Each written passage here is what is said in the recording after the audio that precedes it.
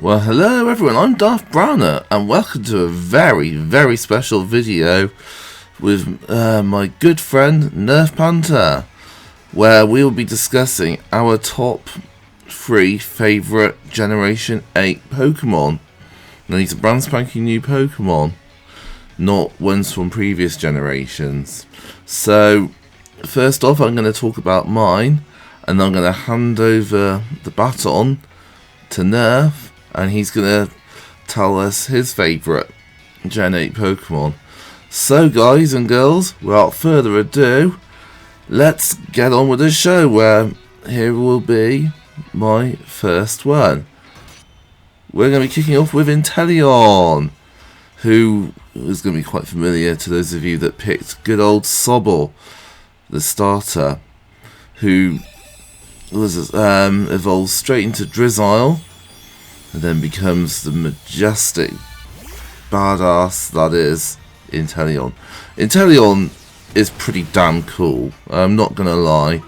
It's got a badass design, it looks cool, and it's got an array of quite versatile attacks. It's got access to dragon attacks, such as Break and Swipe, and Snipe Shot as well.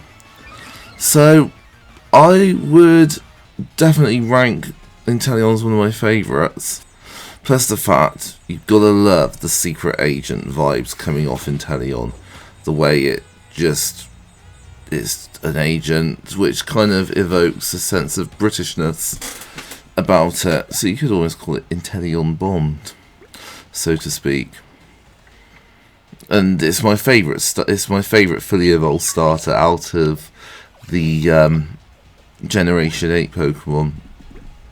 It's helped me out in so many battles, and the fact it's based on what I'm assuming is a newt, one of my favourite lizards as well, also adds to it. So yeah, you've got Secret Agent Inteleon, who is one hell of a badass Pokemon, and certainly one of my favourite water types of all time as well, I might add. I'm not going to lie, it's definitely one of my personal favourites. But further elaborating on the whole secret agent vibe, it's pre-evolution Sobble 007. Now, if that's not James Bond reference, I really don't know what it is. Even its Pokedex entry is secret agent Pokemon as well. So there we have it. On to Poltegeist, who is my next one. Would anyone like any tea? This is why I like Poltegeist. One of the pure reasons I love Poltegeist is because it's based on my favourite drink of all, a nice cup of tea. So cool that Game Freak designed basically a teapot Pokemon. It's just so awesome, and I really like the design. It's one of my favourite ghost types. It's so cute looking as well. It truly is. So, and also it holds its own in battle as well. I do use these Pokemon for battles quite considerably. But the design, and the fact it is a representation of a really cool drink in tea, if you like coffee but not like tea, fair dues, but to each their own. But that's not the only reason I like it. I just love the fact that something so random like a teapot could become a Pokemon, to be honest with you. But Poltegeist kind of evolves from Sinistea, who is literally a cup of tea. How awesome is that? And also I like the names of both Sinistea and Poltegeist, the fact that they're based on puns. So, with that out of the way, I want to introduce my favourite Gen 8 Pokemon. Not Trapinch. No. We're going for Dragapult, a stealth bomber looking dragon type, pseudo-legendary extraordinaire, who is a ghost and dragon type. I hope I got that the right way around, but needless to say, Dragapult is formidable, it's versatile in battle, so you could have it as one hell of an attacker because its options are so versatile, the amount of moves it can learn. You could also have it as a defender on your squad. So the options revolving around Dragapult are really quite impressive. It's an all-rounder and an impressive one at that. And also, in addition, I really like the fact that Dragapult is just based on what looks like a catapult, because it launches Dreepy, its pre-evolution, from its horns, which is a pretty cool feature if you ask me. But here's some Pokedex information. We've got Dreepy, its first form, who's adorable, and it evolves into Dracloak, and then we end up with this bad boy Dragapult. Sort of play on the words of catapult and dragon. Another pun, I guess, to be honest with you, but look at how awesome it looks. I mean, isn't it one of the coolest looking dragon types out there? I mean, look at it go up against Duskull, for instance. You see what I mean? It's got such a versatile array of moves. I mean, it can fit into anyone's squad perfectly, if you ask me.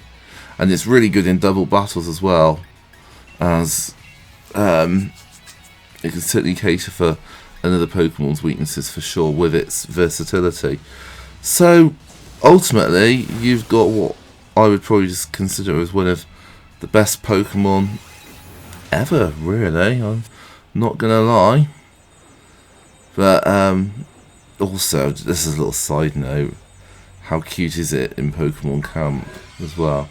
Badass pseudo-legendary Pokemon. Based on Starfborn. Look how cute it is when you're playing with it. I don't often use the Pokemon Camp feature, but I've got to say, Dragapult, when it's in this form, in this mode, is just so adorable. Look how happy it looks when it's eating curry as well. Bless it. But anyway, that's enough from me. We're going to move on to my good friend Nirth Panther, who's going to discuss his favourite Gen 8 Pokemon in the Galar region. So, I hand it over to you, my good buddy. Here we go. Thank you very much, Darth, for wanting to make this video together, and for inviting me over to your channel. To start off with, I have to say I like most of the Generation 8 Pokemon. After some time thinking about this, and looking through the entire Pokedex, I have only come to find a single evolution line of Pokemon that is not interesting to me. Other than those 3 Pokemon, I'm a big fan of the new Pokemon in the Galar region, and I'm excited to talk about my favorites. The first Pokemon on my list is Sizzlipede's evolution, Centiskorch. There are a few reasons for this, and the main one being the sheer amount of work I had to do to get this Pokemon in the first place, and the satisfaction of discovering the Flash Fire method to get it faster than my initial method. When I played through Pokemon Sword, I went in with a blind mind, and most new Pokemon that had not officially been revealed, I did not know of. However, as I was working myself through the early routes, I did read in the data mine to determine the various encounter rates for the Pokemon I was making videos of, and this Sizzlipede was a 1%. I did therefore know I was looking for a Pokemon named Sizzlipede that had a bug fire type, but I had no idea what it looked like. As with any other 1% encounter rate Pokemon, they are hard to get. I had to do approximately 270 encounters before it showed up, and after running around for those 90 minutes to find it, when it finally showed up, I was beyond stoked. Even better, it got the following day with the help of a few comments on YouTube that there was something going on with Vulpix and Growlithe, making Sizzlipede easier to find, and I discovered that it was their Flash Fire ability that now had the same effect on Fire-type Pokemon as the Static ability has had on Electric-type Pokemon in the recent games. Another reason why I like this Pokemon is that in Pokemon Ultra Sun, I used to have Volcarona as my MVP on my team, and so having a Bug Fire type on my team again, since Volcarona got temporarily caught in the blip, was very welcomed.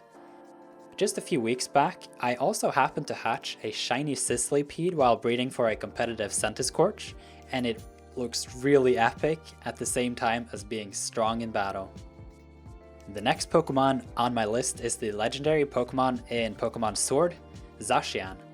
Last time I was this excited about the box legendary was back in 2013 with Xerneas, and I have liked this Pokemon since it was revealed in its first trailer.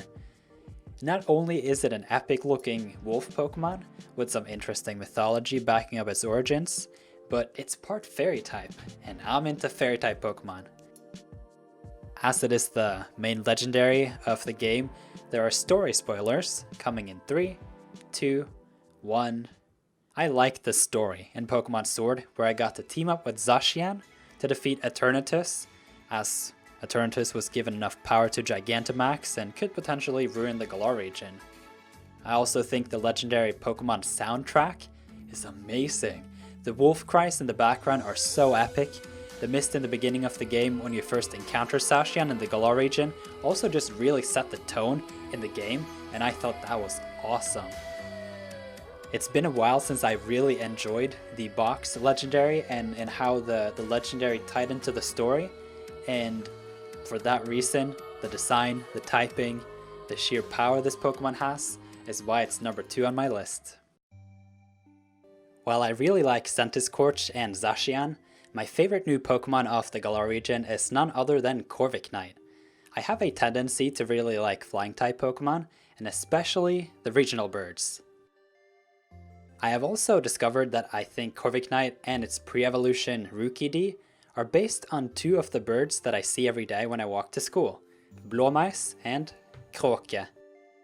Though I don't know fully if that is the case or not, and I also don't want to look it up in case it's wrong and ruin it for myself, but Norway and the UK are very close to one another, and I assume that these birds are over there too, and so this origin for these Pokemon could very well be the case, since the color and the shape of the birds are noticeably similar. Since Norse mythology was a core inspiration for the games featuring France as a Pokemon region, with Pokemon X and Y, I don't think it's likely that Norway will ever get its own Pokemon game based on it, since they, well, kind of just featured Norway indirectly already. Whenever I see these 2 birds in real life, I think of Rookidee and Corviknight and just how cool it is to have 2 local species of birds be the inspiration of 2 new Pokemon designs. And that's just the design part of it. I also just bred 20 battle-ready Corviknight, and I have a Corviknight inside my Pokeball Plus that is in my pocket now at all times. And I also really like that the Pokemon's newest YouTube anime has Corviknight featured in the thumbnail and as a big plot in the story. And Corviknight is also really good in competitive battles, and to limit myself from talking for hours about my new favorite Pokemon, well, next to Togekiss and Espeon, I think I'll have to stop myself here and give the word back to Darth.